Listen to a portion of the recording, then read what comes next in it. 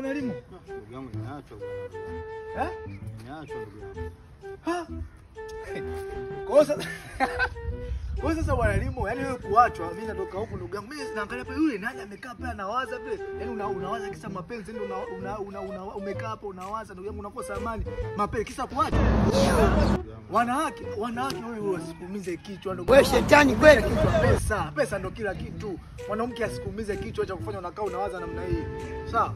Wewe kuwa available, kuwa flexible. Kumanina. Mapenzi atakuumiza. Tafuta hela. Mimi naamini ungekuwa na hela huyu asingekuacha. Hapo wewe anakuja wenyewe.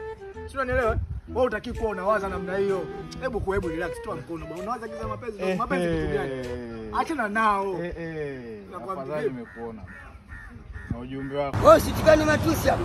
Bana nimekutana na shemeji. God have mercy upon us. Bebe ekeche upenda. Kanipa taarifa nikuambie. Umkome, umblock, usimtafute tena.